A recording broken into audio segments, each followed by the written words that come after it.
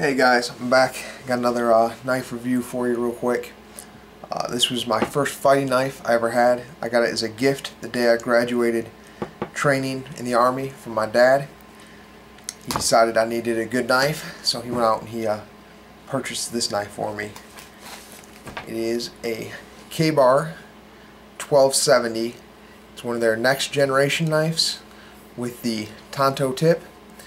This was not a very popular knife, actually. They only made a few of them on the initial run of the Ka-Bar next generation knives.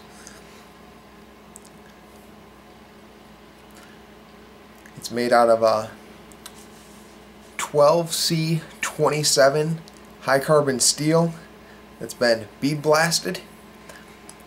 When they switched from the original next gen knives to the newer ones, you'll see that they used a different coating on them. They quit doing the powder coat. They also changed the steels. They went from the 12C27 to a 440 steel.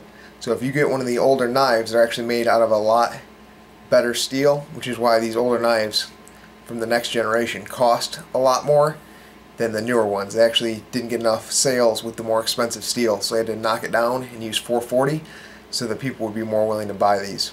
And when they switched to the new steel, they quit making the Tanto tips. It's a pretty good knife. I carried it in the Army when I was in Afghanistan. I carried it in Iraq. It went through a lot of use in Afghanistan. Didn't do too much hand-to-hand fighting, but it did a lot of cutting wood, cutting brush, cutting marijuana, all kinds of crap that had to get cut down. I've batoned with this knife. I've done probably more real survival stuff with this knife than most people will ever do, and I haven't had any problems with this knife. Haven't broken anything. It's full tang. It's got the standard Ka-Bar rod full tang that's pinned at the bottom. You can see the little pin where it's pinned in place. I've seen people break Ka-Bars before batoning them. I've batoned this one. Never had a problem with it. I spent most of a year batoning wood with this. We had to supply all our own firewood. And I've broke a couple axes, broke some other things. This Ka-Bar survived without a problem. We did break a couple of Ka-Bars. This one didn't break though. It didn't come with the original sheath. I don't know where my dad got this one. When he picked it up, he bought this sheath to go with it. It's the Ka-Bar Eagle sheath from back when they were still made in the USA. A wonderful sheath. I really like this if you get a chance to get one for your Ka-Bar.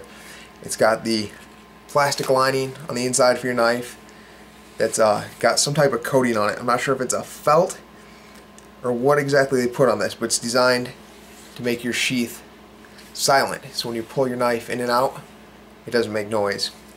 It's got the double clips for retention. These are also the one-way clips, snaps with the little detonette. So if you pull the wrong direction, they won't open. You have to pull it the correct direction to get it to open. It's got the little pouch on here. I always keep my little Gerber tool on here. Basic Gerber tool. I'm sure you guys have been issued these before. But overall, very nice knife. There's not too many of these around. If you see one, I know I've seen some of them going really cheap because they weren't that popular. If you see one laying around for a good price, I'd pick it up. This is one of the best knives I've ever had. I've had some pretty expensive knives before. I've had some other Ka-Bars before. None of them have taken the abuse this thing has.